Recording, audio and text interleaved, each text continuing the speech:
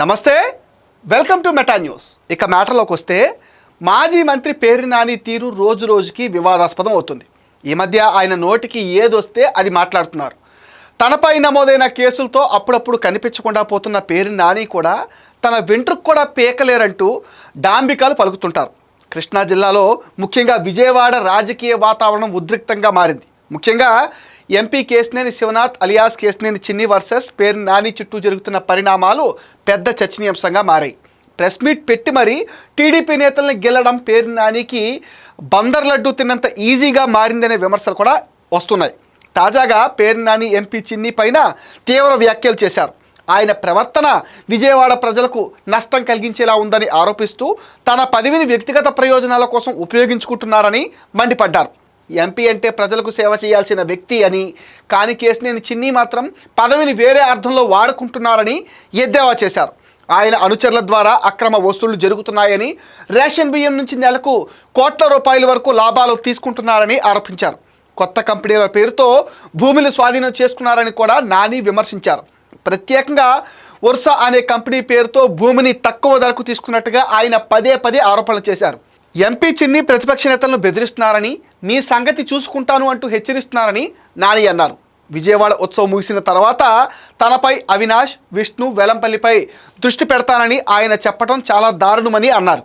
అయితే తనకంటూ ఎటువంటి నష్టం లేదని స్పష్టంగా హెచ్చరించారు. విజయవాడ ఉత్సవాన్ని ఎలాగైనా ఆపాలని సుప్రీంకోర్టు వరకు వెళ్లారు వైసీపీ నేతలు.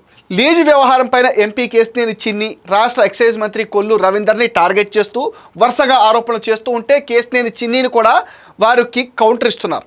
పేదల బియ్యం నొక్కేసిన నాని తనపైన చేసిన అవినీతి ఆరోపణలు నిరూపిస్తే రాజీనామాకు రెడీ అని కేశినేని చిన్ని సవాల్ విసిరారు.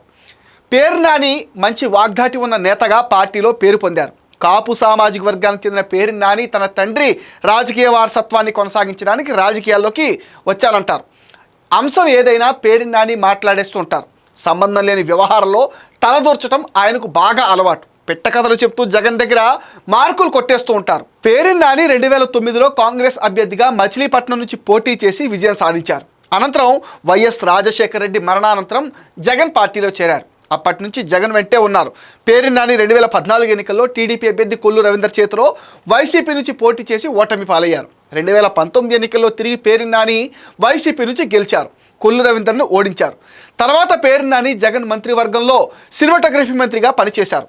పవన్ కళ్యాణ్ని విమర్శించాల్సి వస్తే ఆ సామాజిక వర్గానికి చెందిన పేర్ని నానినే పురమాయించేవారు. గత ఎన్నికల్లో పేర్ని నాని ప్రత్యక్ష రాజకీయాల నుంచి తప్పుకున్నారు. 2024లో తన కుమారుడు కిట్టుని బరిలో నిలిపారు. మచిలీపట్నంలో కొడుకు ఓటమి పాలైన తర్వాత పార్టీకి మౌత్ పీస్గా తయారయ్యారు. సందర్భం వచ్చినప్పుడల్లా చంద్రబాబు, లోకేష్, పవన్ కళ్యాణ్ పైన విమర్శలు చేస్తూ పార్టీ కేడర్లో పేరు తెచ్చుకున్నారు. ఇటీవల ఒక ప్రెస్ మీట్లో మాట్లాడుతూ కేశినేని చిన్నిని టార్గెట్ చేయటం వివాదానికి కారణమవుతుంది.